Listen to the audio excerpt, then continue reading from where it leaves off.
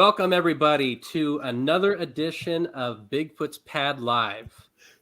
Today, we are going to be talking about the Nevada Sand Yeti. For those of you who don't know what that is, we'll get into that in just a moment.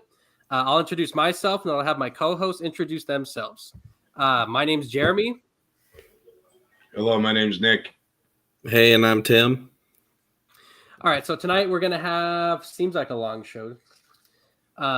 Again, this is the second show we've ever done as far as YouTube goes. We used to have a popular podcast back in the old days where it was just audio only, but we just recently started up the video. So what do you call it? The last show's doing pretty good from what I saw. It's only been a few days. We have almost 1,000 views on it. Not bad at all. Yeah, it was doing very well. Not bad. Yeah, so that's pretty cool. So as usual, before we get the routine down for everyone that's viewing, all of our viewers, we're going to go over a little bit of paranormal news before we get into the topic like we usually do. Nick or Tim, one of you guys want to start off with the news? Nick could start first. All right, I have one news article. I don't know how many you guys have. I have one. Okay, yeah, I got some cool stuff. Wait. Yeah, if you need to share your screen, just go ahead. You might have to turn up your volume, though, so everyone could hear it.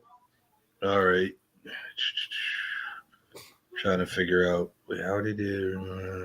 Unless you want Tim to do his while you look for yours, Nick.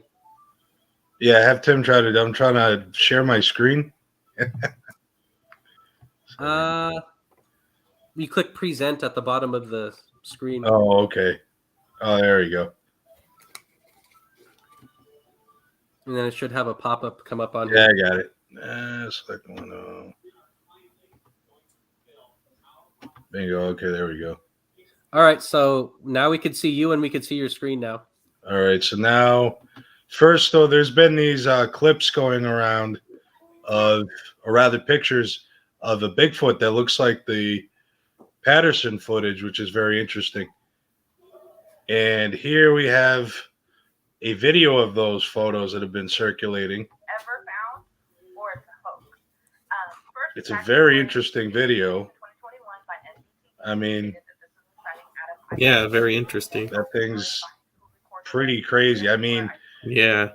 I don't know if it's real or if it's fake, but if it's real, that's on par with the Patterson film. Yeah, it just looks massive. Like Yeah, there you go. I'll see. it's They're saying that's the creature, or mass is just that looks huge. I mean, that When came was out that of recorded? Ohio, Say as when far they as my did that? understanding. When That's pretty cool. Yeah, it is. And then I got another video of some whooping sounds that looked like they come from the Smoky Mountains down south in Appalachia. Mm-hmm. This is pretty interesting too.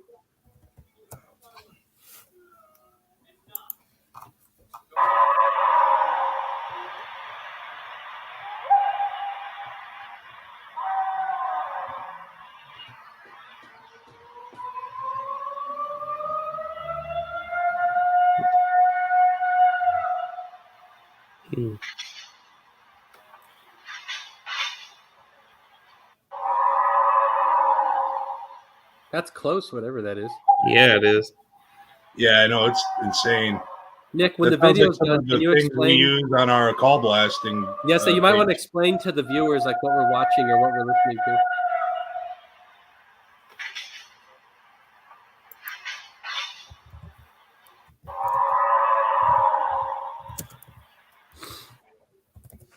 All right, so those are screams coming from the forest that are purportedly supposed to be Sasquatch.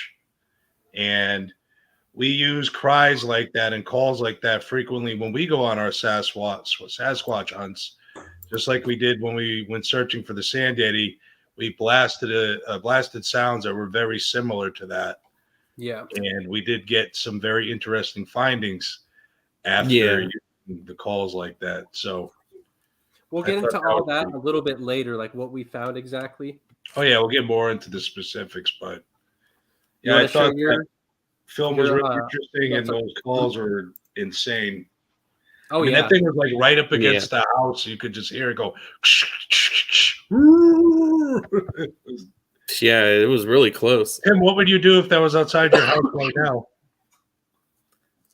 Run to my room where there's a whole crap ton of weapons, and then of course record. And then recording. Yeah, Tim, you said you had an article you want to share real quick. Yeah, it's about 2 weeks old. I found one. It's talking about Irish ghost hunters, which you don't hear from too often. They captured evidently a 300-year-old like a ghost in a castle. There's supposed to be like a famous like folklore behind it, and they actually proved that there is a ghost there. I'm trying to get the article to load. Slowly but surely here. Sorry, we're using a lot of internet here in my house. Okay, here we go.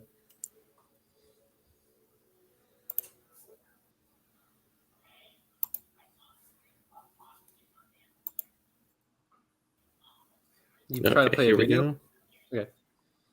No, it's just a news article. So, anyways, Irish paranormal ghost hunters left after capturing a 300-year-old ghost. Sorry, I was trying to scroll down so you guys could see it. Look at that creepy face they captured. Oh, Can we you guys can't see it? No. Are you trying to do it on the evidence one or on your? Oh, my computer. Yeah, you have to click share screen. I did. Yeah, I don't see it. Yeah, it's just us three still. There it goes. There it goes. Oh, look at that. Is that creepy or what? That's we've caught similar stuff like that before. It kind of looking at the looks like white the thing Happy across the Borough screen, Sheriff or what? apparition. What, Oh, Jared? I see what we're looking at now. I didn't see what we were looking Yeah, at. it's like a windowsill. Yeah. But yeah, I thought this was pretty neat because they said there's a folklore behind it, and look, they captured another face in another picture too. And because the rumor has that there's I'll save you the reading here, but anyways, there's rumor this castle's been haunted. People try to disprove it, blah blah blah. But these guys, they actually went in and proved there is something there. So I thought that was cool. Their team was What's the heckled, castle saying called? they don't even try it. Huh? What's the castle called? Oh, I'm not sure. I kind of skimmed through it, but I just thought that was pretty cool. Is that your only one you had? Yeah, that's the one I have right now. So mine from last week. This one's kind of long. I'll read it I'll share my screen real quick.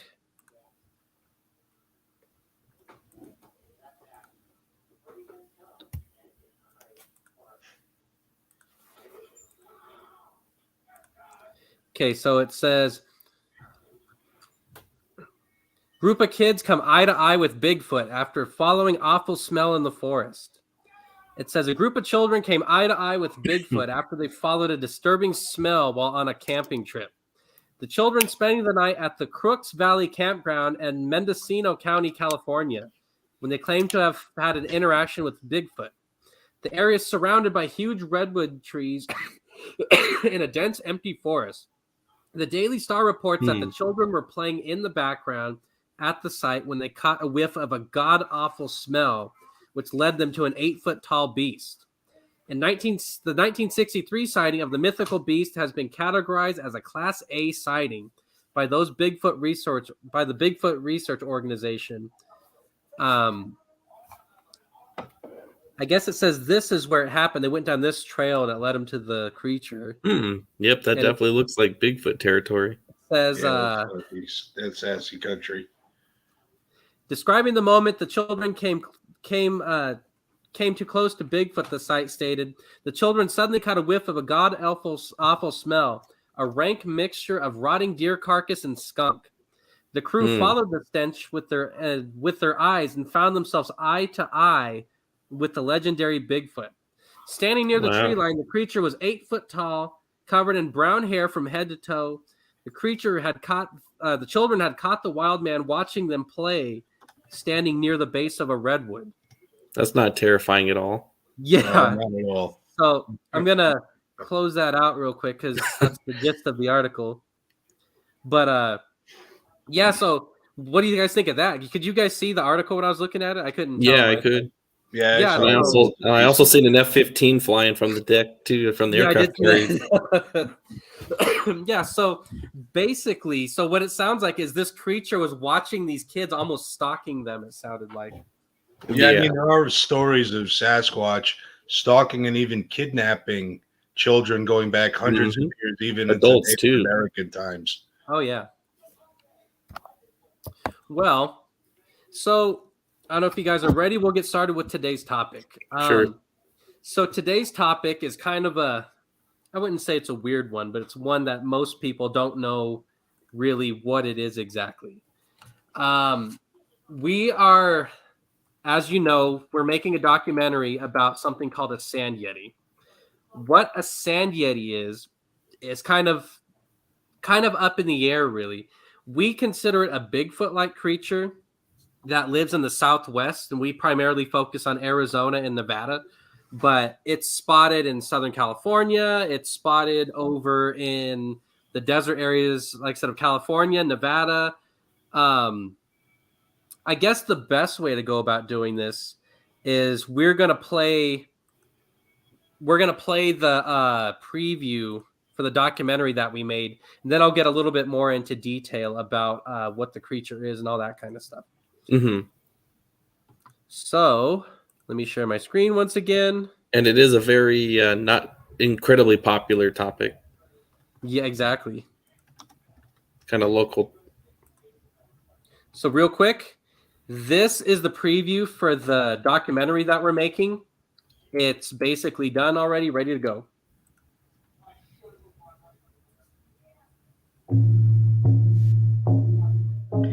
Ne marisha Dieu, ne marisha Dieu, mi jutina na que, mi jutina na que. No. Vaso saquata mina nitsaquaya, katina mi na que, katina mi na que. Right,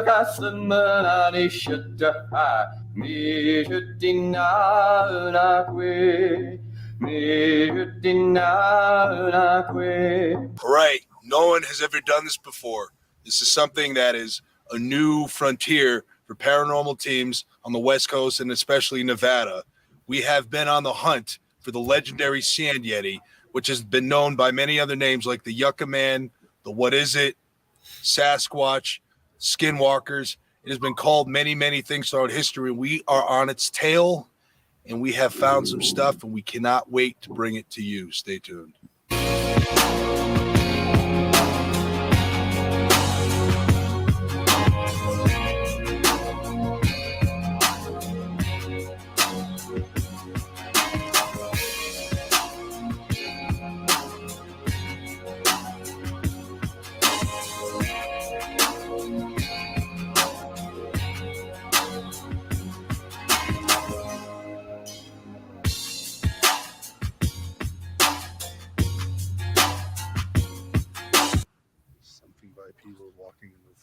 Something's walking down there. Thing is walking on here. Look, Dude, come look at this, dude. something's walking across the screen. Look.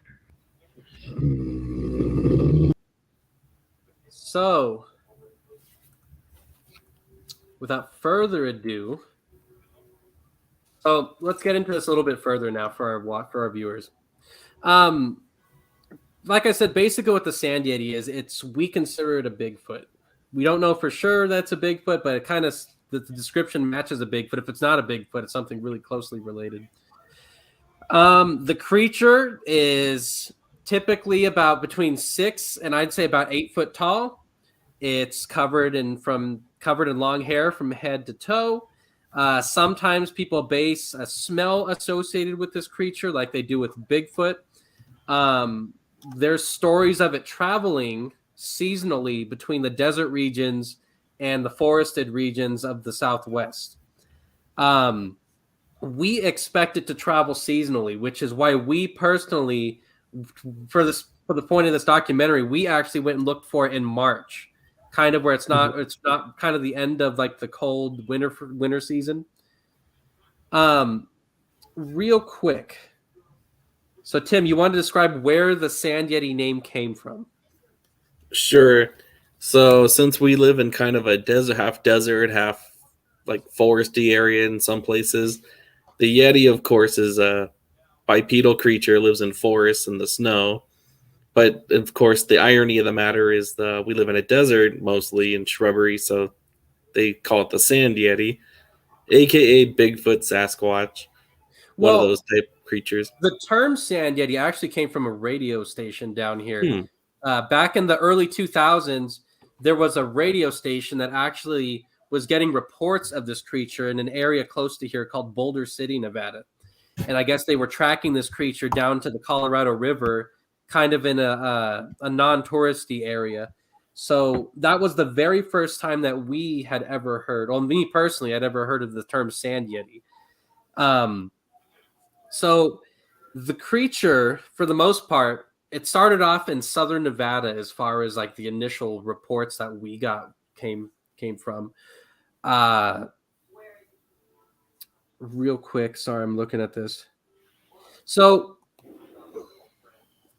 we have an extensive history of looking for Bigfoot-like creatures. I just wanted to let the audience know we're not just some weekend warriors that kind of just suddenly decided to go do this. We kind of have a long history of this. Do you guys want to talk a little bit about the experience we have looking up in Northern California before we get into the desert stuff? And I was going to say we'll show a little bit of the evidence that we have from the past when we were up near Lake Tahoe. Yeah, that work for you guys? Yeah, it'll work. Okay, so Nick, would you like to talk a little bit about what experience we have looking for Bigfoot in general? And then we'll talk a little bit about specific pieces of evidence and whatnot. Well, our team has gone on a few expeditions, predominantly to California, because that's where the Patterson film was filmed as kind of the Bigfoot mecca of the country. But we've also gone off into northern Nevada, Utah, Arizona, and just neighboring states to go look for Bigfoot, because Bigfoot's reported everywhere throughout the country. And in the West Coast, we live here, and we find it very fascinating that a creature such as a Sasquatch can live in the desert. And like I said, there's tales going back 1,000 years with the Native Americans talking about ape men and things like the watchers of these creatures coming in and out of the mountains and forests and desert. But we've been doing it for years. I think our first Bigfoot expedition was 2009, 2010, so well over 10 years ago. Yeah. Since then, we've been on many. 2008, I think. 2008. I haven't had the opportunity to be at all of them, but I've gone on a few myself, and man, they're wild. Oh, yeah. Well, before we get into the Sand Yeti, like I was saying, we'll talk a little bit about like some of the evidence we've caught as far as like normal Sasquatch stuff goes. So one of the areas we like to go to, it's over by Lake Tahoe. It's on private land, but in order to get there, you literally have to drive 2 hours from the nearest town, which is Placerville, California. And in order to get to this place, you drive 2 hours to a locked gate. And then from that gate, you drive an additional hour or so down this dirt road. Yeah. So this place is pretty remote. It's almost as remote as you could get without going to like Alaska. Yeah. In other words, you don't see a human for the whole weekend. Yeah. Yeah. So when I'd say the first time we saw this thing, it was in 2008, was when we came out to this area. I still to this day can't put my finger on what exactly we saw, but I guess I'll try my best to explain it. So on this specific trip, Nick didn't go along on this trip. It was with one of our former team members. And again, this was 2008. We have the video of this. I'll show you guys. It's making my hair stand up on my arms right now just telling the story. So this area, like I said, it's very remote. It used to be an old Boy Scout camp that had closed down, and they still have you could reserve it for group camping. So we reserved this area for group camping, and we were staying there for 3 days, I think it was originally. We didn't get any evidence at all the first day. No footprints, no sound recordings, no nothing. We started doing something that people refer to as call blasting, which is what Nick was showing kind of just a minute ago. It's just where you play supposed Bigfoot audio recordings, whether it be vocalizations, wood knockings, whoops. And we were doing all this trying to either get a response or to bring the creature closer to us. I would say it was roughly about 6 or 7 o'clock at night when we were doing this. And we didn't really get a response back. Well, about 8, I'd always say between 8 and 10 o'clock at night, somewhere around there. Or, yeah, probably closer to 8 to 9-ish. We started hearing what sounded like footsteps coming from kind of like off in front of us, but it's pitch black because, like I said, you're in the middle of nowhere, so the only light you could see are from our flashlights. But we started hearing what sounded like footsteps wading in this creek that was, like I said, probably about 100 yards, maybe a little bit more. About 100 yards. They ran pretty parallel with the campground. And what was weird was when we started hearing this wading through the water, we started hearing what sounded like a whooping noise, like a typical what people impersonate like Bigfoot sounds. The only way I could word it, yeah, like that. And then the whole forest got deathly quiet. And to go with it, we started hearing these footsteps going through the creek. And when that happened, all of a sudden you could hear a pin drop in the forest, and it made all the hair stand up on your body. We didn't hear any birds, no crickets, no nothing, and you just got this weird you're being watched vibe. Like you need to get almost like a imminent fear is the way I compare it. Like you need to get out of here type of feeling. So, of course, we were there to try and find this creature. So we pressed the issue, of course. So this creature's walking towards us, and all of a sudden we start hearing footsteps from this side of us and from behind us simultaneously. So me, Tim, and our other friend, we get in almost like a triangle. We're standing like a triangle because we felt like it's almost like we were being surrounded, is what I compare it to. And it was one of the scariest moments of my life, like not even exaggerating. It's making the hair stand up on my arms right now just talking about this. And we started hearing footsteps coming from 3 out of the 4 sides of us. Meanwhile, occasionally the original noise we heard would stop and make these whooping sounds.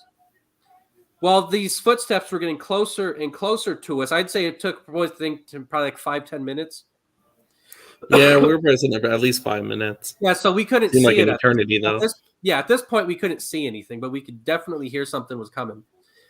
And they had the way it was set up, the road that we drove in on was kind of off to our right. And off in front of us, kind of between us and that creek, was the old Boy Scout camp where the buildings were torn down, but it's kind of like a cleared out flat area where you could pitch your tent if you wanted to. So I remember I had a spotlight, and then I think Tim had a spotlight, and our friend Brent just had like a regular flashlight or the lantern.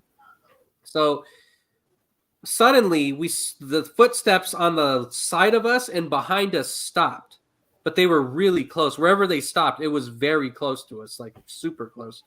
And the thing in front of us, we couldn't really hear it anymore, but you could hear footsteps kind of pattering on the dirt. You could tell whatever this thing was, it was big and it was heavy, whatever this thing, you could hear it walking in the dirt. So, I remember I turned my spotlight on. I shined it straight ahead. And when I shined it straight ahead, you could see what looked like a limb of a bush was kind of waving in the wind, like something had just touched this bush. Well, my eyesight was focusing this way. Out of the corner of my eye over this way, I saw movement. I flipped around with the spotlight. I clicked the button to turn it on. And as soon as the light turned on, it illuminated some kind of creature in the spotlight.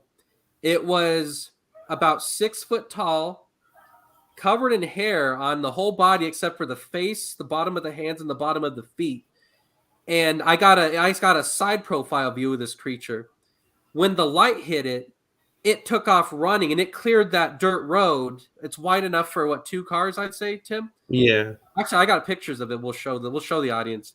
It cleared that road in about 2 or 3 strides, and it leapt into the tree line. And this is a redwood forest, so it's not your typical forest that you see like down in like the Southwest or even in the Midwest. These woods are so thick you can't penetrate it with a flashlight for the most part. Mm-hmm. It gets dark at 2:00 in the afternoon. The Yeah. trees are thick. Yeah. And this thing, it cleared. They didn't make any noise. I clearly remember what scared the crap out of me was when the light hit it. I got a good side profile view of it. Its eyes reflected yellow when the light hit it, like almost like you're looking at a bear or like a deer or something. And when the light hit it, it didn't really look our direction, but it's almost like a dog or a cat where it went from 0 to full speed and I'd say not even 2 seconds. This thing took up full speed. Unlike a human, like if you or me were to run, we have to gradually get to full speed. This thing went from 0 to 100 in 2 seconds. And when the light hit it, like I said, it cleared this road and it leapt, it jumped. And when it jumped, it landed into the tree line somewhere. Well, me and our old team member, we saw the creature. Tim, Brent said he swung around and caught like the last second of it when he was leaping over. Yeah. I had my back the other way, but I heard it though. So wherever this thing went, me, Tim, and our old friend, we went after it. We went into the tree line with our flashlight trying to find it. Even though it scared the crap out of us, we kind of went in there trying to look for it. We couldn't flush it out. I don't know where it could have went. The only thing where we didn't look up. So I'm wondering if whatever this creature was, if it had to have climbed a tree or jumped up into the tree line, like literally in a tree somewhere. Very possible. Yeah, it's definitely a possibility. Or maybe those other ones did too. So, real quick, Nick, would you like to explain a little bit about when we came back 2 years later? We came back with you on your initial trip to this area. We do have evidence of all this. I'm going to play it in just a moment. I want Nick to explain what he experienced by Lake Tahoe in this area, and then I'll play the video and the photographic evidence to go with it. So I did not accompany the scene a little bit. I didn't accompany the team on the first trip because I was moving out of state and I wasn't able to go with the guys. But 2 years later, in 2010, we went to the same spot and we waited till it was nighttime and proceeded to go down the path. And we were talking and saying, oh yeah, wouldn't it be funny if we got something again here at the same spot where the first sighting occurred? So while we're walking down this path, which is surrounded totally on all sides by these very thick trees, we started hearing things like small rocks being thrown or falling in our direction. We didn't know what it was at first. It was like just like rustling, kind of. Yeah, rustling like in the dirt from rocks that were flying out of the forest. We're like, what the heck is going on here? There's these rocks coming out of the forest, and we stopped and we're petrified, and all of a sudden out of the forest you just hear something go. Now mind you, this is like 50 miles from the nearest small town, which is another 100 miles or whatever it is from the nearest medium-sized city, and we were the only people that we had seen for days. Just had seen each other. We did not see any other human beings. So something was throwing rocks at us from the forest and whistling. And as an experiment, I said, I'm going to whistle back and see what happens. And then it perfectly mimicked my whistle. And I was just going back and forth with this thing that was in the forest whistling. And I was communicating essentially with what I believe to be a Sasquatch. Yeah, and we could hear it walking around in the back too. And we got as close from the side of the road. We went up as close as we could possibly get to the thicket too. We could hear it walking around in there, but Yeah, we that could hear area, something moving around. there for was sure. like tall, almost like bluffs on both sides of us, and whatever it was either up on the bluff or was right behind the bluff. I thought Yeah, because there's like a trench next to the side of the road. Remember that? So total we were mountain up. lion territory.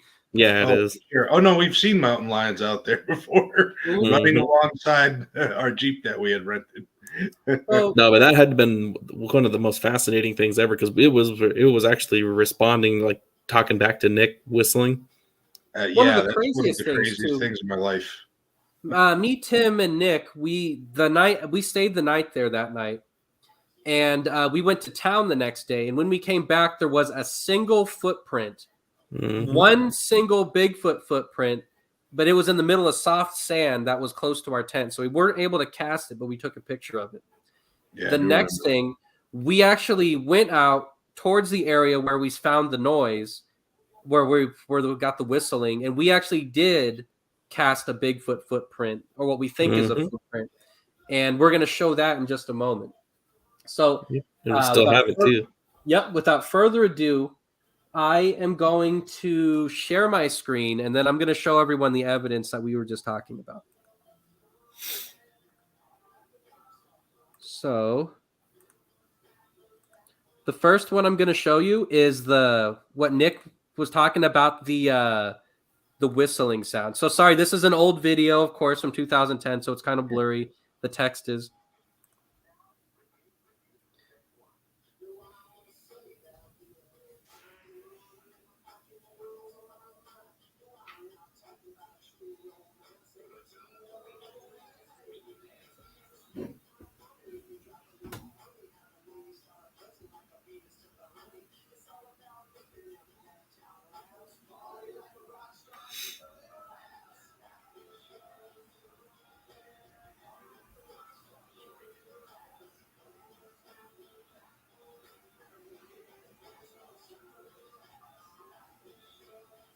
So Nick's trying to do wood knocking. We got a response.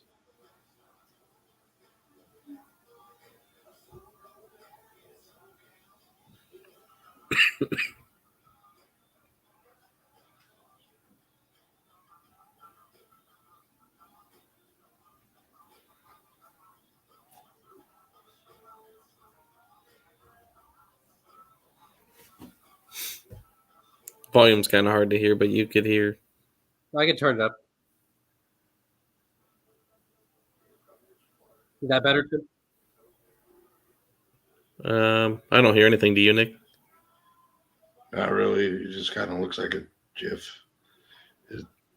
Yeah, the sound's turned on. Oh, what's that? I said the sound's turned on YouTube on your end, so I don't know. It's probably just because it's a really old video. Probably.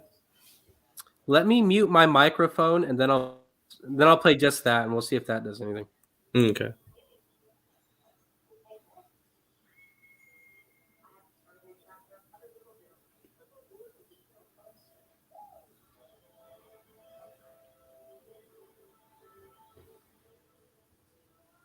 Yeah, it's kind of the same. Yeah. But if you really want to watch, you could always go to our YouTube. Yeah, it is on our YouTube channel. Yeah, it's kind of weird that it's not playing very good. Well, you could see the video, but Oh, the audio's no good? yeah, it's like the audio is low or something. I can try to pull it up on my computer. Yeah, you could try it. But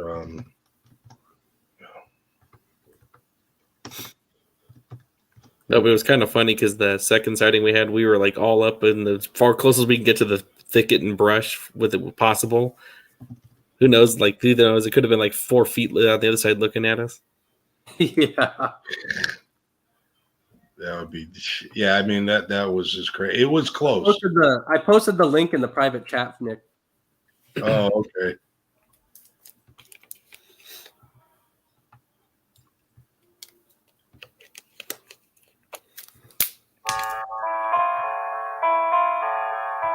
That's better, Nick.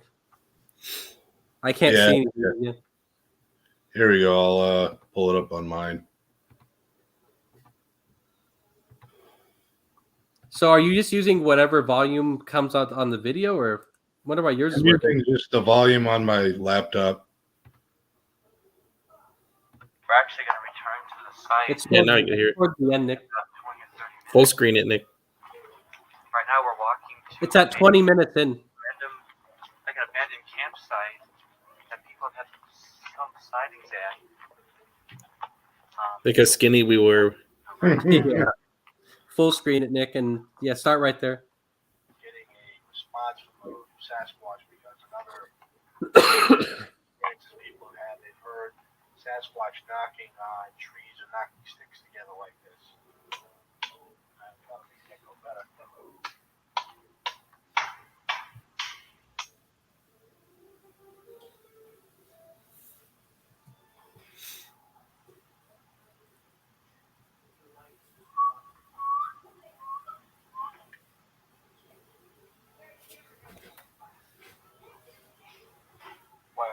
Right where the other side was too, like that.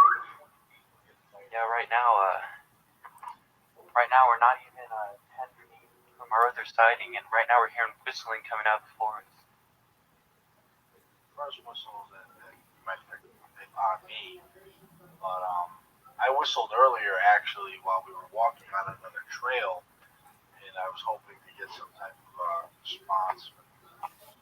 I guess they're starting to hear some whistles. My hearing isn't very good because I have like an ear infection or something. So. But we're trying to basically prove like the similarities between Bigfoot and the Sand Yeti with this evidence and stuff. Yes. That's me. Right where the other side was too, like that. Yeah, right now. That wasn't me. Right now we're not even 10 feet from our other sighting, and right now we're hearing whistling coming out of the forest. Pretty cool. Yeah. Yeah. That was I'm gonna wild. share. I'm gonna stop your screen share for a second, Nick. I'm going to share my screen and show some pictures of the alleged footprints that we were talking about. Then we'll go on to the topic of the Sand Yeti, but this is all relevant. That's why we're. Yeah. So this, I don't know if you could really tell. This was outside our tent in soft sand. It was like a single, looked like a big footprint of some kind when we were there. So we had that. And then on our other trip, there's pictures right here. This was the other strange thing that we found. This was, what'd you say, Nick? Probably about a fourth of a mile, maybe half a mile away. You better remember the precise mileage in inches and centimeters and feet of where that track was from the camp. Yeah, it was probably a good half a mile away. You could see that's one of our boots, and you could see that compared to us, like our foot compared to the thing that we're referring to. So I thought that was kind of strange. Yeah, it was for sure. So now that we've showed a little bit of the evidence of things that are similar to the Sand Yeti, we'll get into the Sand Yeti again. Go back on topic a little bit here. So initially, I'll ask Tim this. So how did we originally get involved with the Sand Yeti? Where did our original sightings come from that people reported into us? They actually started off as internet reportings. Like we'd get sent emailed reports from mostly Blue Diamond and parts of Henderson, Matt Frenchman was a French side town. Boulder City, we'd just get stuff from all over, and even northern Arizona saying they get what's a bipedal creature walking by their homes in the middle of the night. They could hear them in the forest. And then eventually, after getting so many of these stories, we actually went out to look for it ourselves. Yeah, I was thinking a couple of the stories. There's a couple of them that really stand out to me. Blue Diamond, Nevada is about 20 miles, right? About 20 miles, I'd say, from the edge of Las Vegas. So this area back in about 2003 to 2010, when we originally started doing this, it was not as built up and not as well traveled as it is nowadays, I guess is the best way to word this. Not at all. Yeah, no. Yeah, so there's 2 or 3 different sightings I'd like to talk about, and these were our 2 of the 3 were stuff that people sent into us. The first one takes place in 2004. There was an individual. She randomly, just like the old days, she had just baked a bunch of pies and cookies, and like sweets. She's this woman who baked sweets, and she would sell them to people, I guess, around the town. She had baked a bunch of sweets, and she had left the sweets sitting on a ledge over by the window, or like on the edge of the counter.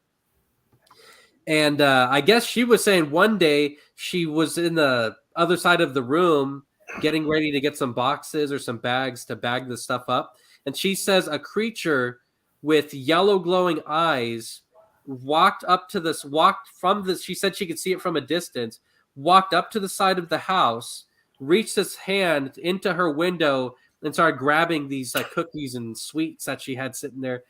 That's not terrifying at all. Scared the bejeebies out of this woman. Crazy. And that was 2004. We've had quite a few reports of this creature actually looking into people's windows. Like people were saying that people that live specifically on the trying to think what part of town that is. On the side of town that's facing away from the highway, specifically on that side of town is where we're getting all these stories about creatures looking in. Tim, you want to talk a little bit about that real quick while I find an article? I'm like I said, I'm mostly familiar with the one, but I know there were people that were saying they were seeing creatures during the nighttime and stuff too. Yes. Like I said, I remember they were saying that they would wander into town and like just glance in their windows and walk off. That's what started the whole thing. Yeah, that was typically the most common things I've heard. Tim, there was one specific incident where our colleague that went with us actually left us standing out there. If you want to talk about that real quick. Yeah, this was a long time ago too. We went out there to go investigate. We were just kind of hanging out, sitting in the dark, waiting for something to happen. We did hear a loud, like, I don't know, the best way to describe it would be like a roar or something, or a yell. Yeah. And then he got so scared. He had the keys to the car. He leapt in the car and started to take off. And like, I had to jump in, but basically Jeremy was going to be left there. I had to run. Well, Tim had to open the door and I had to run and jump into the car while the car was moving, or I would have been left there. Like you see in horror movies. Like, I don't know what the term would be. I would look for. Would it be cowardly or just like save every man for himself, or what? Like me and Tim weren't me and Tim weren't going to run away from this thing. Our friend, if you want to refer him to that at that point. We're just going to be left in the middle of nowhere. Yeah. In the dark at the time, this particular time, we didn't have any flashlights because we were waiting for something to happen. They were in the car, actually. So what exactly did the sound like, Tim? From what I remember, it was like a roar or like a yell. It was, and you're sure it wasn't a mountain lion, right? Very, very, what's the word I'm looking for? 100% positive, yes. Yeah. So this area, something that I would like to talk about, we interviewed an individual by the name of Michael Slade on our old radio show that we had back in 2011, it looks like. Wow. And Michael Slade, he was a guy that he was I wouldn't call him an amateur photographer, but he was a photographer. His thing was he was trying to document all of these sightings, and he was driving around to every little small town that he could find and take pictures of areas where people had seen these creatures. So he actually has a sighting from Blue Diamond on his website, and I'm gonna share that real quick. So someone has a sword in their background, it sounds like. You heard that? So the pictures that he took, you can see that's like kind of like a little desert town. It doesn't look like that anymore. No. Oh, no. It says, occasionally I'll slip outside the strict boundary of Utah and do some research on an area that I happen to be visiting. Last Thanksgiving, we visited some friends in Los Angeles, and on my way, I stopped in Blue Diamond, Nevada to take a photograph. I've been interviewed on Bigfoot's Pad radio earlier that month, and they told me about several sightings in southern Nevada. I decided to check out Blue Diamond and take a photograph based on their experiences there. You can hear more about the encounters on the podcast. He said since then he found a report that's not very descriptive, but it shares a little bit of light on the area. The report he's talking about took place in 2002, and the person that wrote it, the eyewitness, says, I saw a large fur-bearing creature walking up right through the desert sagebrush. The creature moved quickly from the brush and crossed the roadway into the sagebrush on the opposite side. The animal seemed to be ape-like, but had more upright posture and was bipedal locomotion. Sounds very similar to what, sounds like exactly what people reported to us. Yeah, that's how our reports started for the area. So the latest reports we have from Blue Diamond are from 2010. In the middle of town, there's like a small creek that runs through, and there's commonly wild animals go down to drink from this creek. But in the middle, it's kind of shaped like a circle with like a park shaped like a circle with like this creek running through. And there's stories of that creature wading in that creek and walking through that creek in 2010. So Nick, before we go on to more sightings, do you think that the Sand Yeti is still in Blue Diamond? And whether it's yes or no, what are your thoughts on that? I really don't think that it hangs around too long if it's still there. I think it might just be a migration path that it uses to get between different areas in the Spring Mountains. The city is so built out now that I don't think these creatures are trying to come down and mingle in very outer suburbs. I mean, they took down a Boy Scout camp on Mount Potosi, which is somewhat in this area, and they're building a giant housing complex with thousands of houses. So I don't think Bigfoot, specifically the Sand Yeti, is really hanging out here, but I do still think that it might use it as a migration path. Yeah, and back then it was like a quarter of this population it is now, so it would have been perfect for it to. Yeah, back then it probably definitely was around in the area. So you think that the creature? I know, Nick, something that we've all talked about so far that I haven't really gotten into. When you guys say that it migrates, what exactly do you mean by that? Like, why would it be migrating, or where would it be migrating to and from? Well, the Sasquatch, predominantly probably is omnivorous, so it'll eat, kind of almost anything it could get its hands on, small game and vegetation, and it's going to move around where the food is.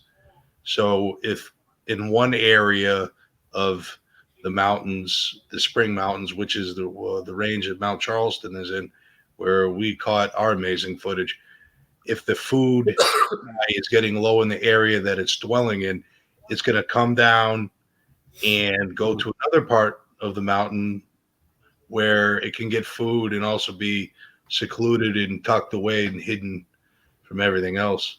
Right. And also the summers are brutal in general, so they could always go into the mountains where it's a little cooler anyways.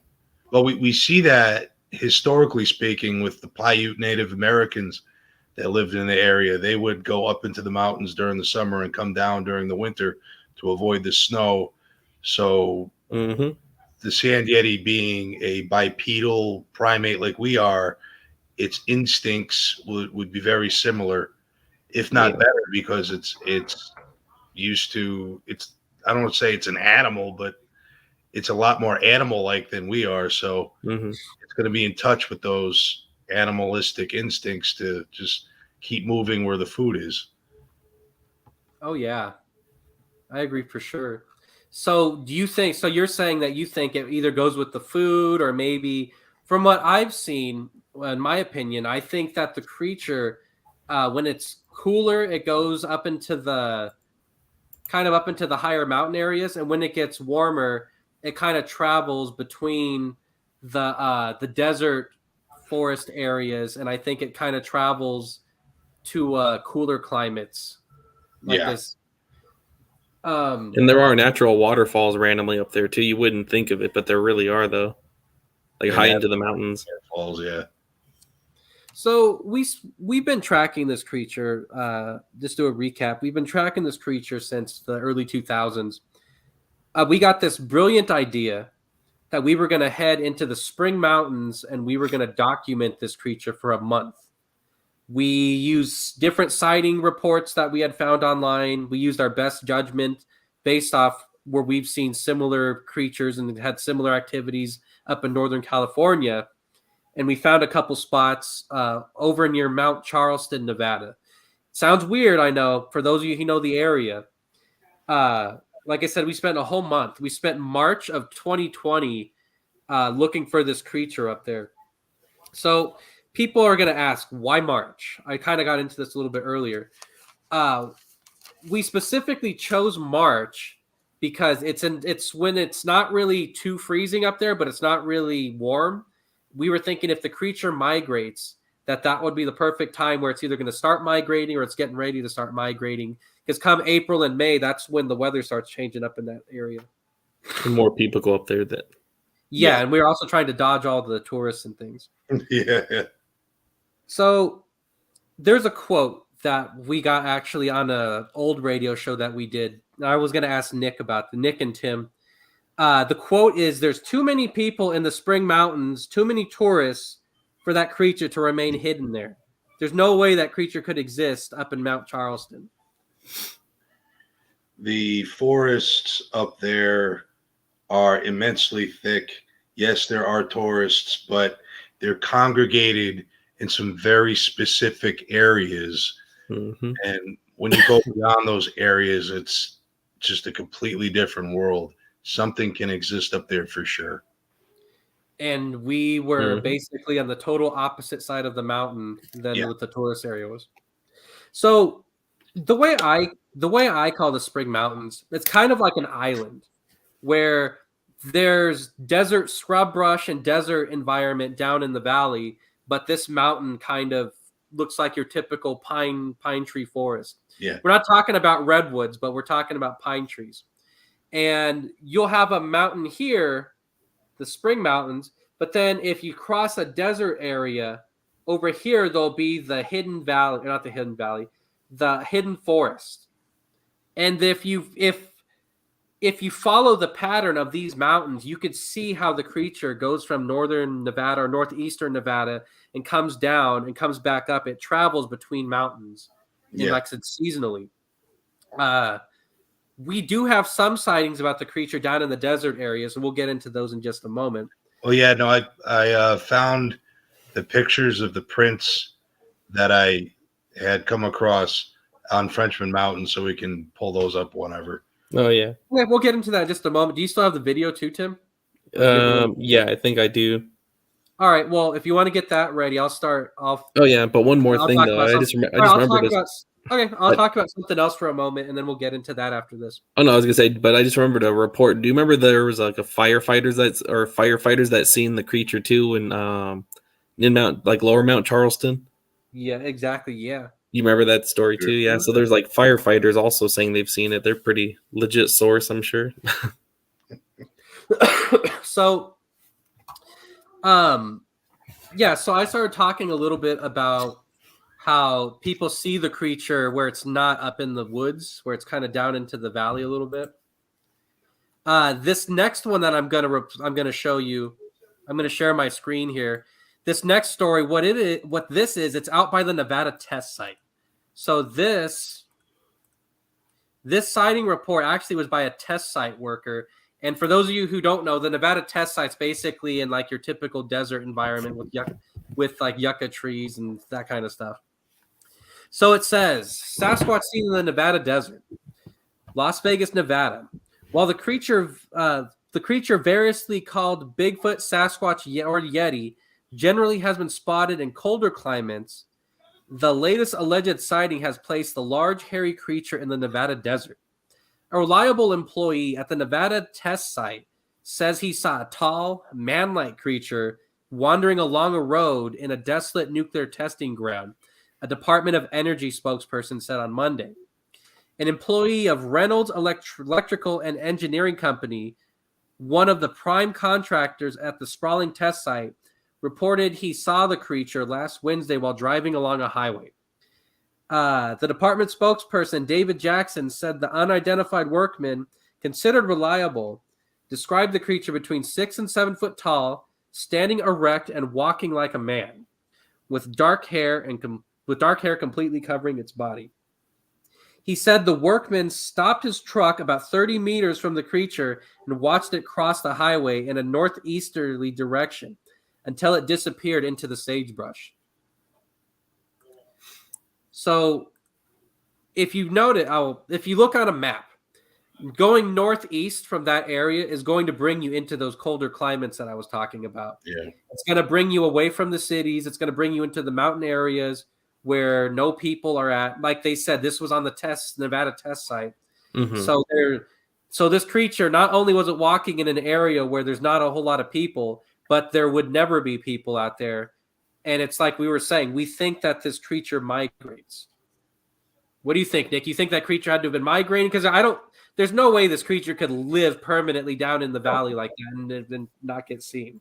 No, yeah. If it was down in the desert area where there are no areas, no trees, no shrubs, anything of that sort for it to hide in, it would be discovered very quickly.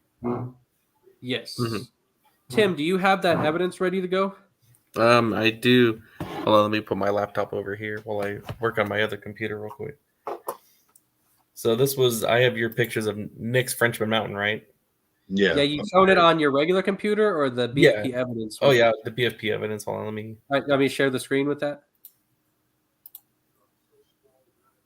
hold on 1 second, getting it ready. Yeah, and then we'll get back to our documentary after we show this. This is on the documentary. This is something that's important. Well, basically, the backstory behind these pictures is during the COVID lockdowns we had in Nevada, I got bored and I decided to explore a mountain on the far east side of the valley called Frenchman Mountain. And I found these prints on multiple occasions. I went like 3 or 4 times and I found prints like this that were, human-like, but much larger than a human's foot, because I put my size 12 boot next to these prints and it dwarfed mine. And you find these barefoot giant footprints just walking through the desert in some very remote areas. I mean, I got really deep into the canyons of backcountry out there, and these prints just blow my mind. And I believe these prints are indicative of the migration patterns of the creature, because in this area there are no trees, there's no water, it's just badlands and scrub. Do you have a picture of video on there, Tim? Yeah, I'm scrolling through the pictures for Nick real quick. Okay. Sorry to interrupt you, Nick. Oh no, that's okay. But yeah, that's the first print I found out. Yeah, here's a video I took where I found a cave where something had made some bedding and had been laying down. I found these prints very close to this cave that I had come across. So you think it was just traveling through whatever it was? Yeah, I think it was just traveling through, got some rest, and then kept moving. You said you found a place where you think it was resting, or a place where it was staying? Yeah, I do have some pictures of this somewhere, but there was a cave. I was exploring a lot of caves. There are a lot of caves on this mountain. And there was one cave I found where there was flattened leaves and vegetation that had been laid down in the cave. And you could tell something had been laying there and taking refuge. And these prints were found maybe 100 yards, 50 yards from the cave itself. Yeah, because you could see the trail footprints. It goes all the way down the mountain. And I mean, this was a canyon that was wrapped around the back of the mountain that you had to climb up into. This wasn't like right on the side of the road. Yeah. So Frenchman Mountain, how far would you say that is from the Spring Mountains, Nick? Frenchman Mountain is probably, let's see, from Mount Charleston, it's probably a good hour drive. So maybe about 40 miles, 50 miles tops. But that It's is still near the doable, though. Colorado River, though, where people were saying that they were seeing it down by the Colorado River. Yeah. It's not too far from Lake Mead, which was formed by damming the Colorado River with the Hoover Dam. So that is a historical waterway that humans and Sasquatch perhaps have been using for quite a long time. Oh, yeah. So Definitely. I'll find it in just a moment. I have a story on my personal blog where it talks about. Here's some of the quick notes I have. In June 2003, a family out on a weekend boating trip spots what they call a Bigfoot-like creature wading through a shallow bay in Lake Mead one evening.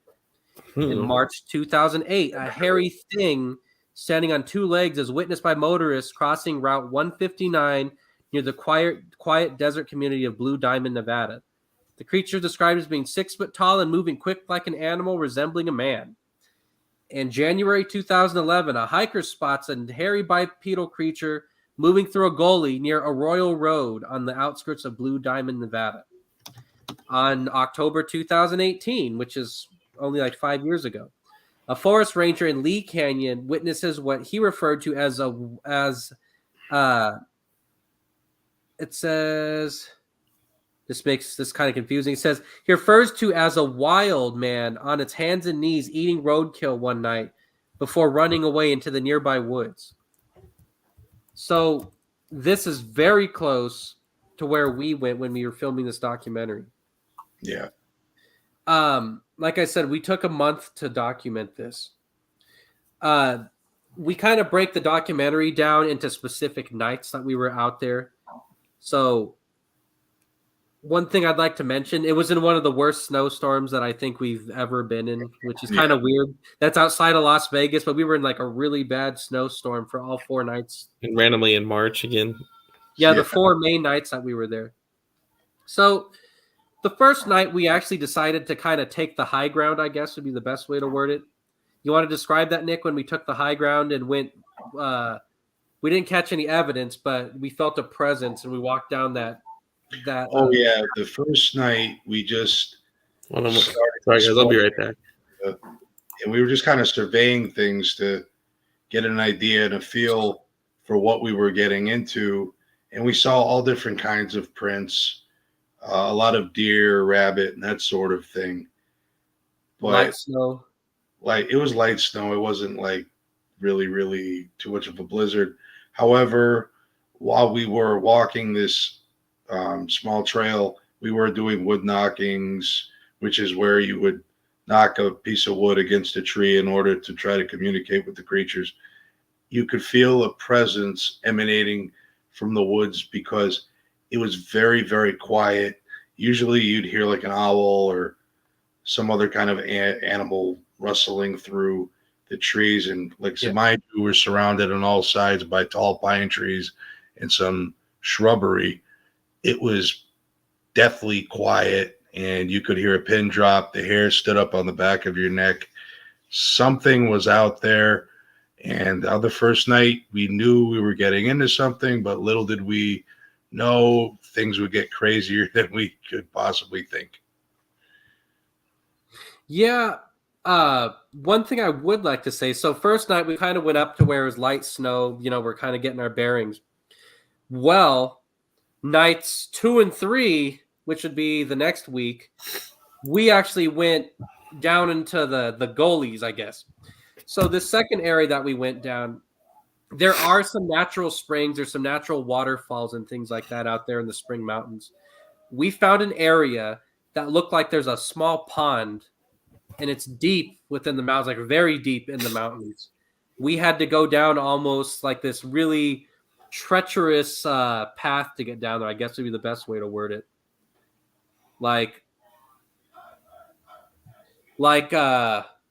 I'm trying to think of how to work. We had to basically hug the side of a mountain and walk about a mile, and the snow was up to our waist. Yeah, I slipped on the ice and I almost fell off the side of that trail. And Literally, the closest I've ever seen Nick to death before.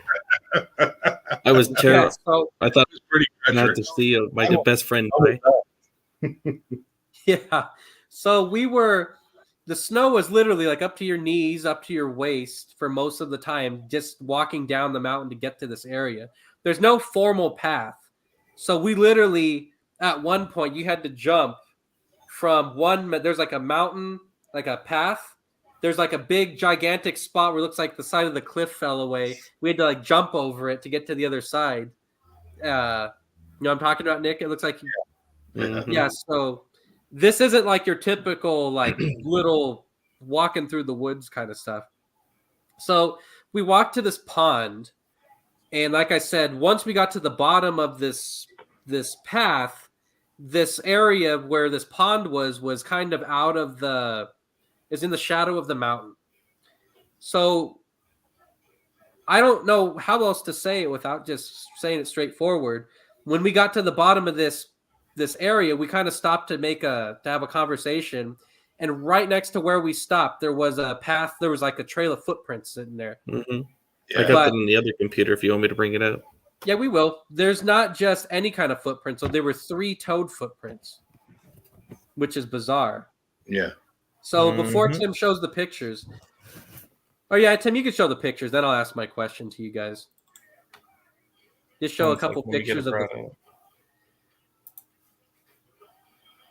So the footprints, how many would you say there was, Nick? About 10, probably? Maybe a little bit more? Yeah. Half a dozen to a dozen footprints.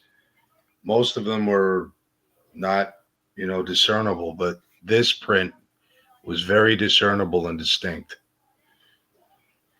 I don't know if you guys could see it or not, but it's there we go. How's that? That's better. Yep. Yeah, you could see them on there. That one you could really see the 3 toes on the one on the left. Yeah. Right there too. See right And they were huge. Like whatever these footprints were, they were huge. Notice the 3. Yeah. So, yeah, there's a good one. You could see it was walking through the snow. But the thing was, when we were coming down this path, there was no other footprints on this path, so no one else had been there. Like it looks like the snow had fallen and no one had been down there besides us. Yeah, it was a fresh snow, and then something had walked through the snow. I almost wonder if it had walked through the snow like a day or two before, and it was because it was kind of like ice more than snow where those footprints. Yeah, it was were. frozen over. Okay, that's good enough for now, Tim. I'm just going back through again now that you have it full screen like that. Oh yeah, there you go. Sorry, we're still trying to work out the bugs on this thing. So you can see the footprints. One thing I'd like to mention though. So these were 3 toed footprints. They're not like your typical 5 toe like a human footprint would be. And what situations, Nick, do you think, why would there be 3 toes on it? And where else are there 3 toed footprints in the past? Like when other people have found them in other places? Well, as far as like an evolutionary advantage, I'm not quite sure what 3 toes would give a creature.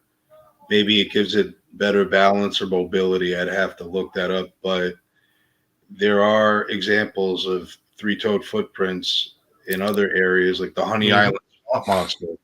Reportedly, the Falk monster. The Falk monster has 3-toed footprints, and then also another side. I saw a picture in an article where they found the footprints of a Neanderthal in Spain embedded in the rock, and the Neanderthal footprint had 3 toes. It looked a lot like those prints that were just on the screen in the snow, which blew my mind. So I'm like, wow. Well, that is a theory too, that Bigfoot may be a prehistoric man or maybe an undiscovered type of person. I'm leaning towards after seeing that picture. Most of the 3-toed footprints you see are down in like the southern United States when people report seeing Bigfoot down there, and they take castings of footprints down there. So I don't know what that is. That was shocking though when we found those footprints. Yeah. So we went down there that night. We didn't really find anything. We went down to the pond, or as close as we could get to the pond because the snow was so deep once you started getting closer to it. We picked the pond area because we figured this creature was probably going to go down there to drink, or you hear about animals coming down to drink. So I would say it was probably the end of the third or fourth night that we were there. We were on our way back. We had just seen these footprints. We're on our way back. All of a sudden, up around the bend, I would say probably, I don't know, like probably about 2 or 3 turns ahead of where we were at, you could suddenly hear what sounded like something dragging on the ground. Clearly it was like something dragging. I don't know if it was like dragging sticks or a carcass of some kind. I don't know. But we heard this dragging sound, and me, Tim, and Nick kind of stopped, and Tim got it on video, but we're going to save that for when the documentary comes out to show people. Mm-hmm. Sorry, guys. I want to show all of our good stuff. Yeah. You don't get all the goodies yet. Yeah. Get them goodies. We heard this dragging sound, and we stopped, and we thought this was odd. We kind of went to where we thought we heard the sound, and there was nothing there. So we kind of took some pictures and things and continued on down the path. Well, we got to this one specific area where the car was parked, and we pulled out our thermal camera. And for those of you who don't know what a thermal camera is, it picks up heat signatures instead of like your regular camera like you're looking at right now. I'm trying to think of how to word this. Nick, you wanna take it from here? Well, the thermal camera, basically, if you've seen the movie Predator back in the 80s, that was made back in the 80s, which is one of Tim and my favorite movies. We've probably seen it 1,000 times. One of the vision modes is a thermal camera, which shows the different gradients of heat that the predator is looking for its prey with. And we have a camera that does something very similar, that takes a panorama of whatever we're aiming the camera at, and it shows the different heat signatures coming from all the objects that are in that panorama. Yes. So we stopped, and I was kind of looking around with the camera, and all of a sudden, off into the distance, we could see a heat signature. Do you want me to show that, Tim? Sure. So there was a heat signature. Yeah, like Tim, it looks kind of like that. Yeah, that's what a thermal camera looks like. Yeah, so anyways, we saw what looked like something walking on 2 legs off in the distance. We couldn't tell if it was walking towards us or away from us, but whatever this thing was, it was in the middle of a snowstorm.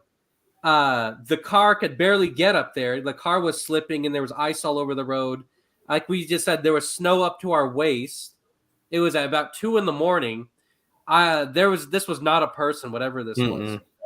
And and it was by himself, away from all the roads. Like I said, we're in the middle of nowhere. So if this was a person, he would literally be taking his life into his hands, being out there by himself with no car, the middle of the night, in the middle of the snowstorm. And it was cold. It was like 20 degrees or 10 degrees or something like that. Yeah. So anyway, we see this heat signature. We can't tell if it's going away from us or towards us, but we filmed this thing on the thermal for a good 2-3 minutes probably. Mm-hmm.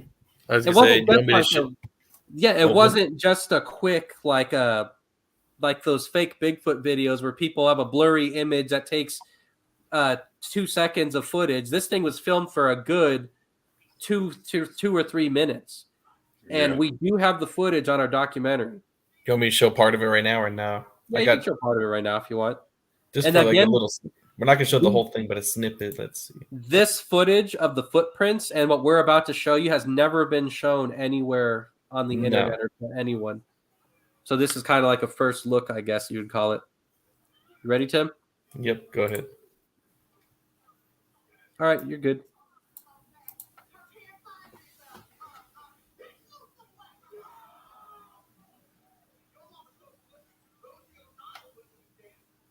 You want to tell them what we're looking at, Tim? There's no sound to it. I know. Oh, yeah. So Jeremy is looking at a creature. It's kind of hard to tell on here. Sorry, we're looking Tim, around. basically, what's going on is Tim is filming me, filming the creature, and then we have, you can see it on there, like from that angle right there. But we're not going to show the clip of what I caught on my camera for the purposes of the documentary. You want to show it one more time, Tim, for the audience? Like that little clip? Sure. You want to make any comments, Nick, when the video's going? Yeah, that was one of the craziest moments we've had together in my whole life. Seeing this bipedal creature just walking through very thick forest in the middle of a snowstorm. It still absolutely blows my mind. I never thought I'd ever catch a Bigfoot on camera in any capacity. Yeah, we were just, and if you notice, there's some footprints that go into the forest towards the direction of the creature caught on camera, which I don't know if you could see it on the video Tim's playing. On the one that I'm filming myself, yeah. when we show them that one, you can see it on that video. No, you can see it. See, you got the. Oh yeah, you're right there. You can, yeah. You can see the heat, and they're fresh prints because there's heat coming from. We them. were never out that way. And we think whatever that dragging sound was that creature walking by. I don't know if it was dragging something or it just drug its something on the ground when it's walking by or something. I don't know, but we think whatever that dragging sound was, because it happened right before this, was that thing crossing the path. One other thing around in the woods that night. You said there's one more thing you wanted to show, Tim? Let me see if I have it. Maybe I didn't. So, as far as the best of my knowledge, this is the best footage ever caught of this Sand Yeti creature. Yeah. I have never seen anyone document anything like this. We literally tracked this creature for a month. We got footprints, we got sound recordings, we got thermal video of the creature. And it's not just the Sand Yeti. This is probably the best thermal footage I've ever seen of a Bigfoot. Yeah. And remember, Jeremy, too, we're in that thicket by the highway, you know, when you're walking up there. Remember someone was chasing us through the shrubs, too? Yeah. You want to give a short description? That's what the next thing I was going to talk about. So we came back a couple days later to this area down by the pond. We were thinking maybe this creature would still be down there. The original footprints we saw a couple days later, about a week before, they were still there. Like I said, this was ice, so some of the footprints were still there, but they were kind of like dusted over with snow, and it looked like they're indiscernible. I was trying to think what the term is. Like they were starting to kind of look warped. So we get down there, and we decide to take another way out. We didn't. Sorry. So we decided to take a different way out than we went in, which is not the way we went the first time. Tim, you want to describe the area, or you and Nick, and we'll describe the experience we had leaving the area? Yeah, so it's a big, tall thicket of it's like half sagebrush, half pine tree forest / just shrubs. And there's not really there's no set path, but you got to kind of make one. So there's like pine trees, and there's pine tree limbs hanging over your head. Meanwhile, you got this almost like sagebrush and thicket up to like your chest, and we're trying to find our way out. But I want to take a step back. Yeah, I might have a picture of it too. Let me see. We were doing call blasting, and we were trying to do wood knocking and things to make the creature show itself. We started getting a response. We heard like a growling sound or a grunting sound, like something was nearby. It could see us, but we couldn't see it, whatever it was. And you could tell, like, whatever this thing was, it did not want us there. Nope. This And was on we the started- very last time we were there, right? Yeah, we didn't know if it was a mountain lion or a Bigfoot or whatever, but I think personally it might have been the Sand Yeti. Whatever this thing was, we started going up this path. It's like you're on the side of a mountain almost, and we're trying to find our way out of here. Meanwhile, whatever this thing was following us. You want me to show the video? Yeah, you can show the video. Again, this has never been seen anywhere else outside of this. We're not going to show the whole thing, but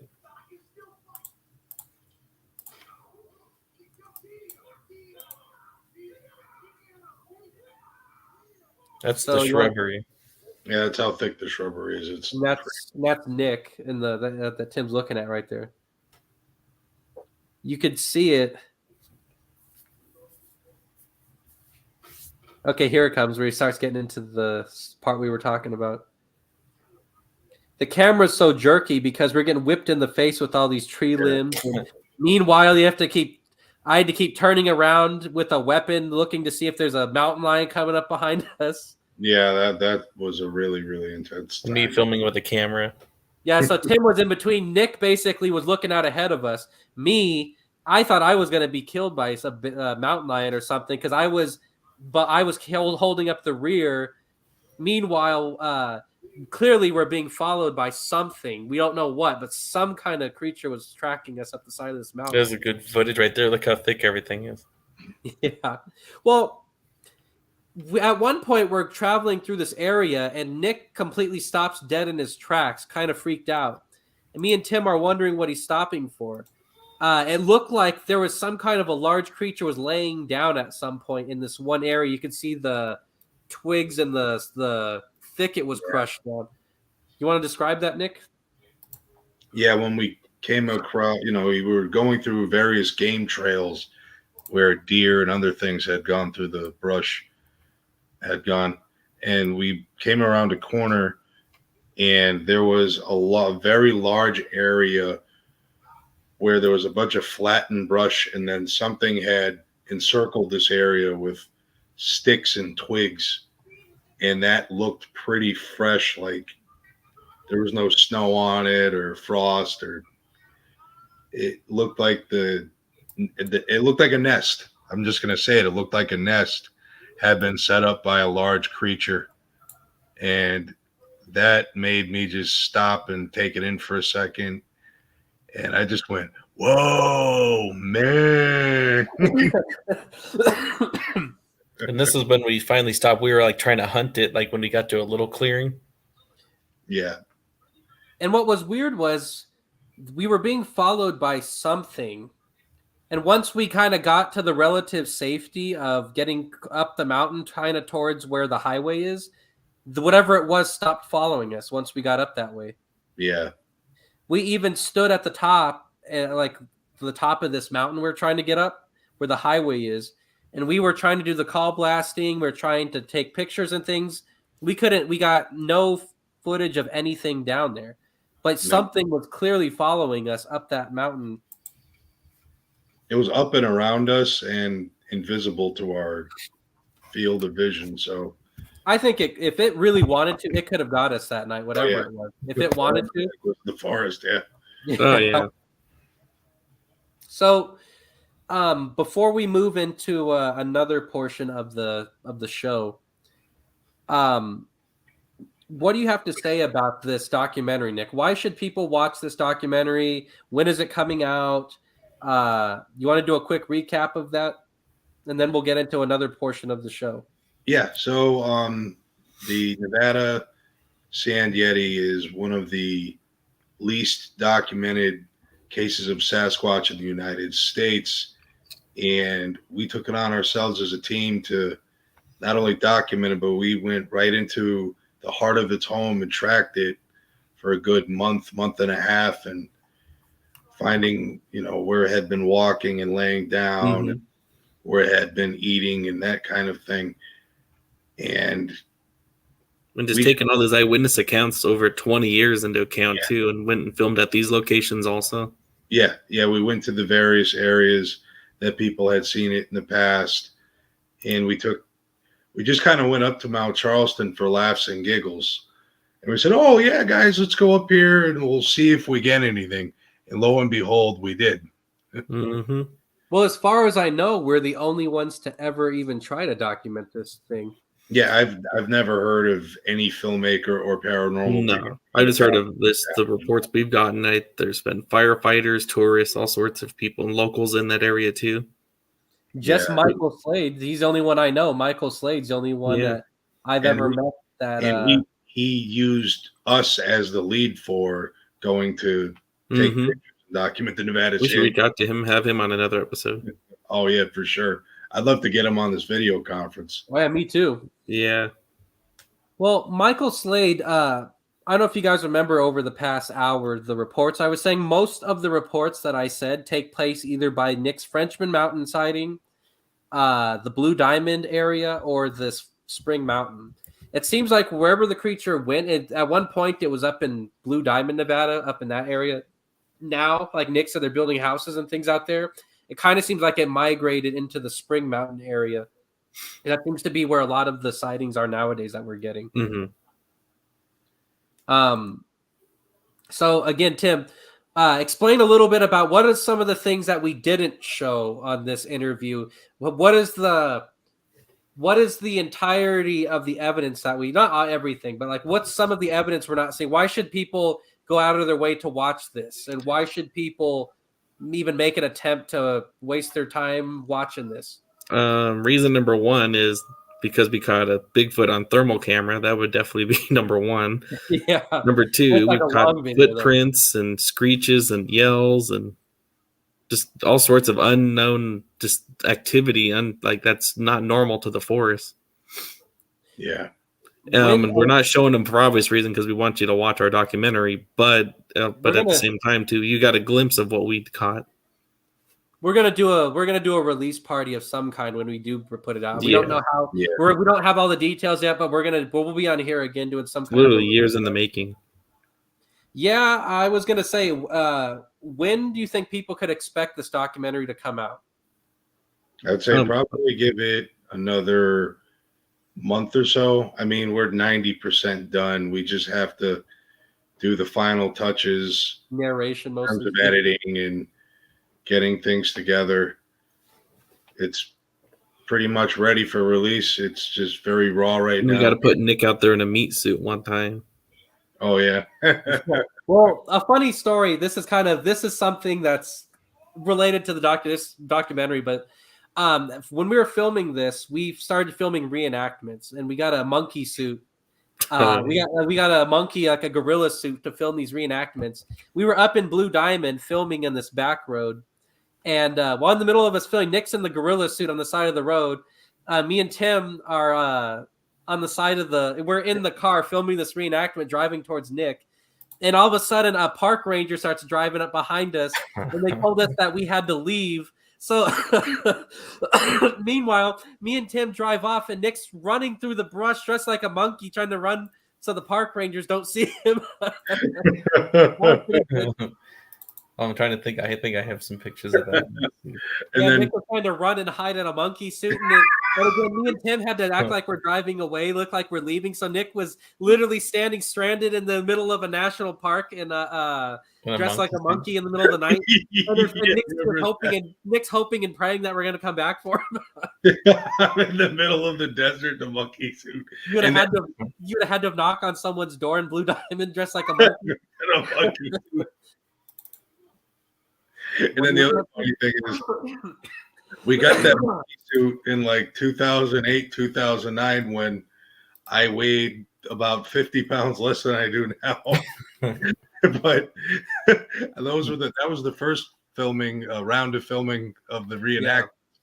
Yeah. And some of a couple clips of reenactments you guys saw earlier when we showed the teaser video is me 2 years ago weighing what I do now in that monkey suit, where some parts of it are ready to pop open, and buttons and zippers are ready to come off because I squeeze into that thing.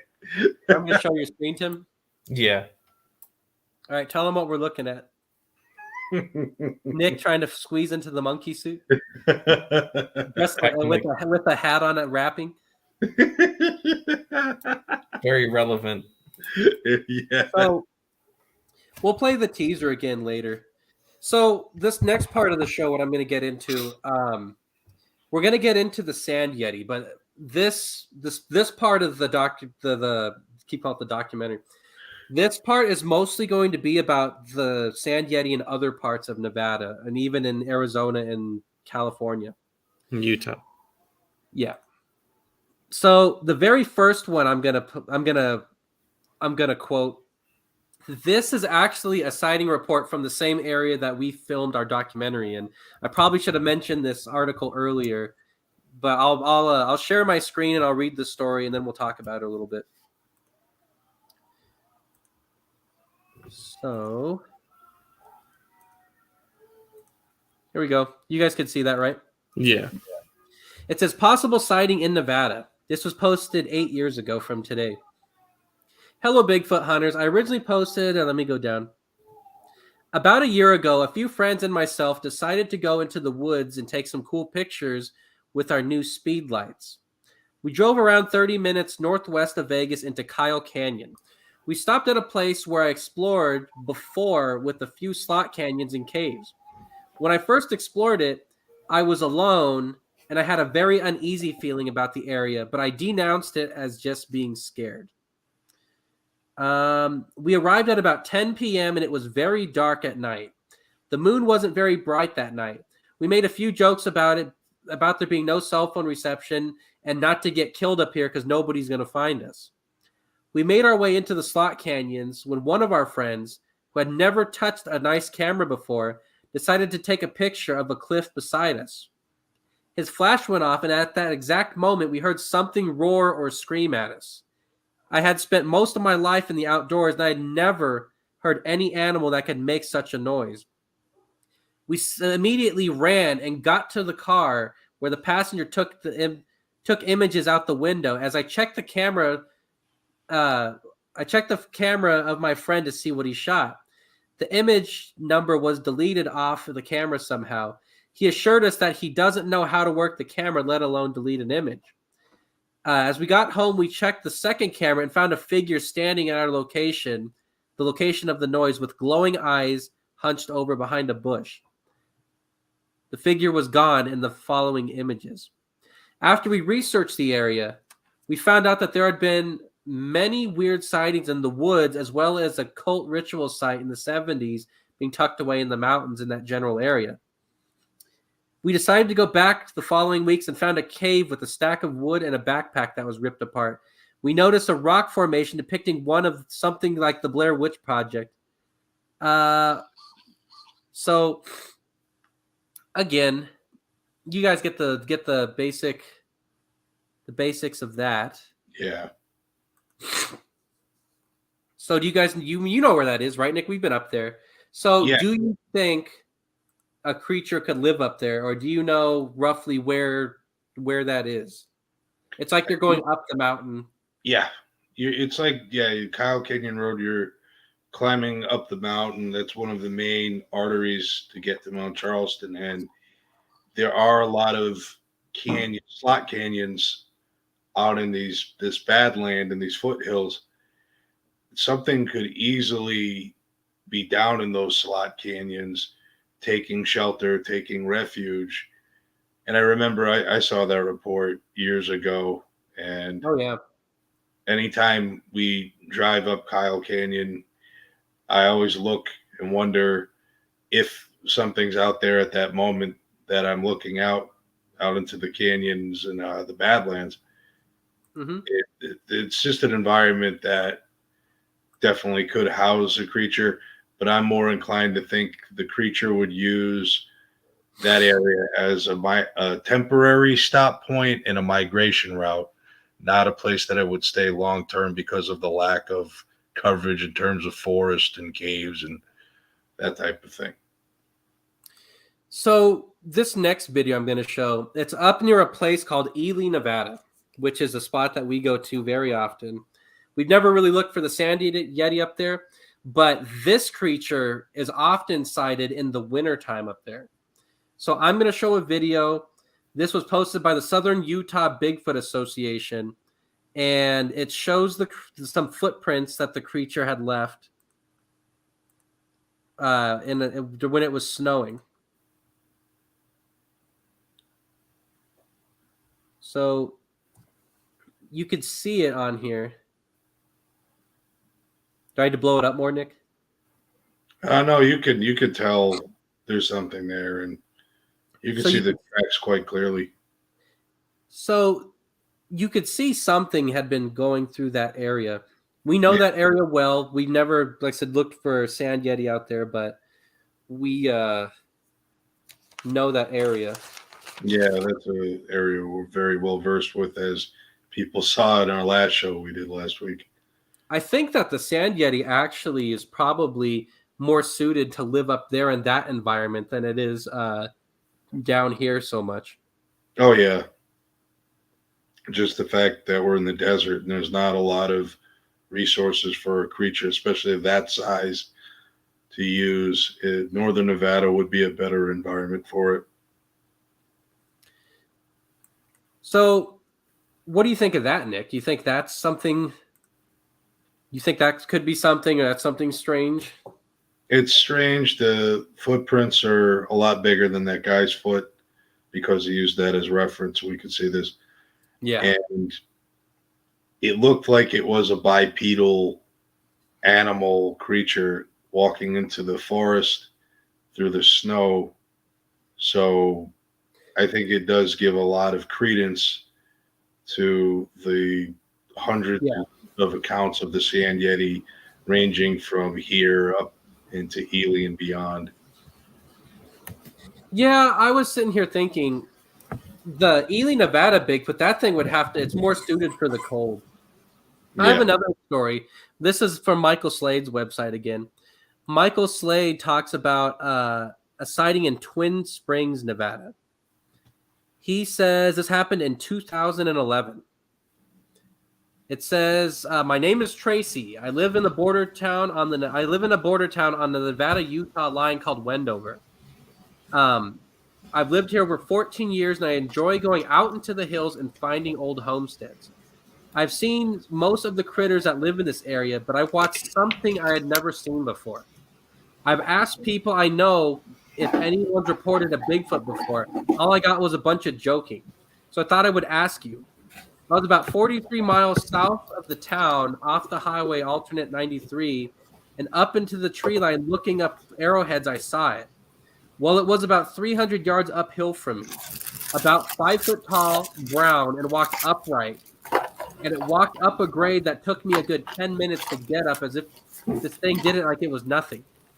But I didn't smell anything like you've read about.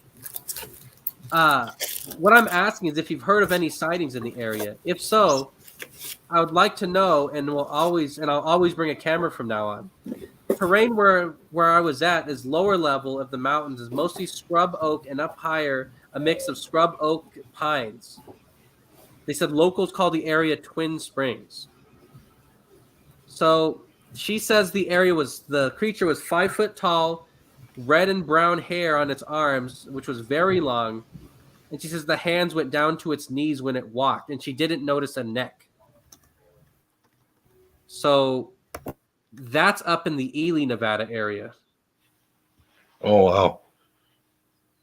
So the creature, they said this was a 5 foot tall creature. The stuff that we're dealing with is what, at least another foot or two taller than that. Yeah. So, Nick, do you or Tim have any sightings that you would like to mention, or I have some more I could talk about? Yeah, here, I'm going to pull up a quick article about a Sand Yeti sighting from California called the Yucca Man, which is one of my favorite stories about Sasquatch in the desert in the Mojave. All right. So, the Yucca Man's very interesting. The story you'll hear most often goes like this. There's a young Marine on guard duty in some far-off corner of the massive 29 Palms Desert Training Base. He hears an awful sound in the dark, something like a growl. Then the breathing coming from one side of his lonesome little guard booth, and now from the other, it's circling him. He steps into the dark, his sidearm drawn. There it stands, 8 feet tall, an unbearable stench from its hairy body, the eyes glowing like red coals. Sometimes the Marine is knocked unconscious by the beast and found hours later by the next shift. One version occurs at the old rifle range, where the watchman, also armed with a rifle, wakes from the assault to find his weapon bent in half. Since the 1970s, when the Mojave Desert Base expanded from its World War II encampment, there have been regular reports of new recruits terrorized by both the Yucca Man and pranks inspired by its tales. But most sightings of the spectral creature come from campers and hikers at Joshua Tree National Park. Tents have been opened in the night by stinking monstrosities, and there's an occasional large footprint of blurry photograph submitted as evidence. A snapshot from the Hidden Valley campground has made rounds for a decade now. The figure bounding over the boulders looks much like the iconic Bigfoot from the Patterson-Gimlin film of 1967, and there is a purported picture of the Yucca Man taken back a few decades ago. Very interesting. Yeah, I've always liked the Yucca Man. You have the picture of the creature, Nick, the famous picture that people have that The Yucca Man or the Patterson film? the Yucca Man. Oh, that was the picture of the Yucca Man right there that was on the screen. Oh, did you close the tab out? Yeah. Oh, yeah. So the Yucca Man, where was that again? In California somewhere? 29 Pines, California, where there was a military base. There might be one there still. I'd have to look it up, but there's reports of the desert Sasquatch at a military installation, which is very similar to the one that was found at the Nevada test site, which I find to be kind of a weird coincidence. Yeah. So one more quick sighting. So I know, yeah, Tim's getting to the point where he said he's got to go soon, and it's getting kind of late. So Yeah. something I'd like to bring up real quick. So, like I said, we refer to the Sand Yeti in our sense. We talk about Nevada primarily. There's an area called Lytle Creek in Southern California. There's a famous story back in the 1950s. There was a man that was driving a Jeep, and a creature resembling Bigfoot leapt from a bluff overlooking the road and landed on the front hood of this guy's car. He tried swerving, and he was trying to get this creature off the hood of the car, and it fell down to where it was holding on to the front bumper of his car, and it was screaming. And he said it had long fingernails, and it was gouging into the paint on the hood of the car. And he said that he drugged this creature and left a blood trail, and this creature ended up letting go of the car eventually, and it ran off into the woods. The guy went to the town of Lytle Creek, and he ended up calling for help. And I don't know what happened after that point. They never found the creature, but it's a very famous sighting that my grandpa told me and Tim when we were little, tried to scare us. But yeah, I looked it up. It's a real sighting, I guess. I couldn't get the article to come up on here, but I was reading about it earlier. Remember that, Tim? Tim's mic's muted. Let me see. Oh. There he is. They called it the pumpkin-headed monster, didn't they? Yeah, the pumpkin-headed monster is the exact term. So we're gonna definitely have to do a part 2 on this. I know. Oh yeah, definitely. We're at almost 2 hours, and I have like 2 more pages of stuff to talk about. Oh geez. Yeah. So real quick. Normally I'd stay longer. My daughter woke up from a nap all cranky and yeah. So real quick. So before we end the show, I'd like to say we're unsure, like I said, if we're doing Fridays, Saturdays, Sundays for the show. One of those 3 days. We haven't agreed on everything Yeah, yet. we just did this Friday because of Super Bowl Sunday, which kind of squeezed. And so we just kind of Nick would rather watch the Super Bowl than talk about paranormal. Oh yeah. So He's an ass. we're not sure what next week's topic's going to be yet. I'm sure we'll have it out come Monday morning or tomorrow or Monday. I'm sure we'll have it. You'll definitely have to brainstorm. Yeah, we Mhm. might do an obscure topic because we used to do obscure topics like local legends, some kind of myths and things, and so I'm sure we'll do something. Oh, yeah. Cyrex out of Africa. It's one of my Yeah. favorites. It's a very interesting topic, though, for real. So next, we'll think of something, but in the meantime, we do have a documentary called "The Nevada Sand Yeti," made by Bigfoots Pad Paranormal. It's we're gonna try to get it out to you sometime in the next month or two, probably closer to 2 months. If you liked what you saw here, definitely watch the documentary. It's gonna be for free. We're not charging anything for this one, and there's footage of this creature on there for sure. The best documentation ever made of the Nevada Sand Yeti, or yeah, actually even just of Bigfoot in the Nevada. southwest areas actually. Mm-hmm. So real quick before we go, Tim or Nick is going to share their screen and they're going to play our trailer real quick for our documentary one more time. I'll have it up in mine if you want, or it's up to you. Yeah. You can play it on yours. You have it hosted on your computer, and I just pulled it up from YouTube, so it'll probably be better to have you do it. Oh, I have it on YouTube right now too. Oh. Well, either one works. We're going ghetto here tonight.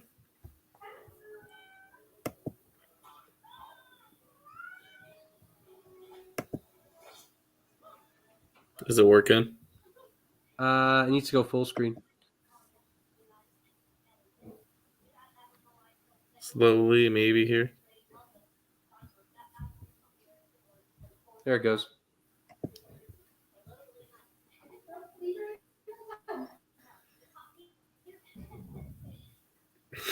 Or maybe I should load it because my internet connection's going a little quicker.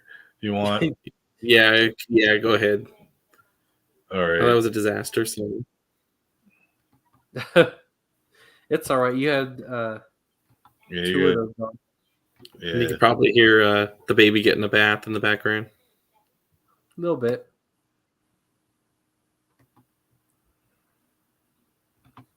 There we go.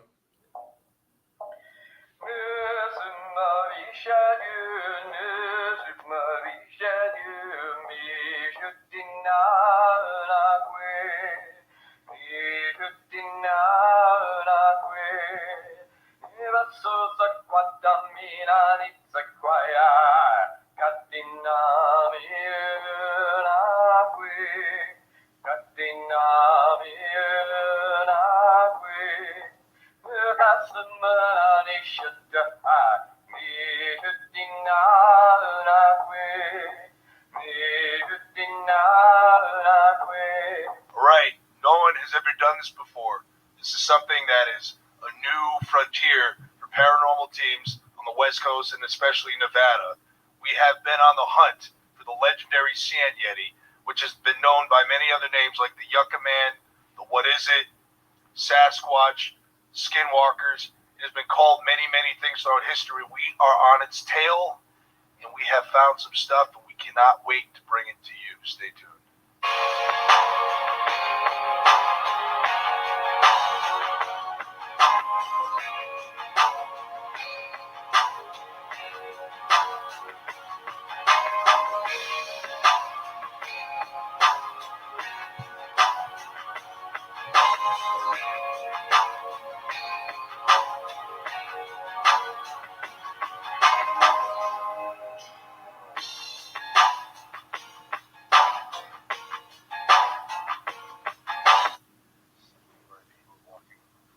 Something's walking down there. Thing is walking on here. Look, dude, come look at this, dude. Something's walking across the screen. Look.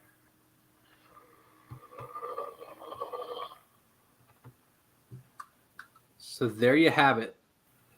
That's the trailer. We'll be getting that out to you guys very soon. When we do release it, we're going to do a watch party on here. Oh yeah. We're gonna have some kind of event. We'll announce it, of course. So like I said, we have plenty of information. We're going to have to do a part 2 for this show.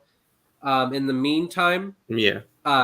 Hit that like button on our YouTube. And hit the subscribe and check us out on our Twitter, Facebook. I'm going to reactivate the Instagram now since we're starting to get rolling again. I'm looking forward to how things are going to go here in the close future. Definitely. And I know on Twitter, a guy just recently reached out to me saying that they want to do an interview. So maybe we'll do that too. I wouldn't mind. I forgot we got some actual Sasquatch evidence sent to us from one of our viewers from last week's show. And I think I forgot to share it on this week's show. So we'll do it as a news story next week. All right.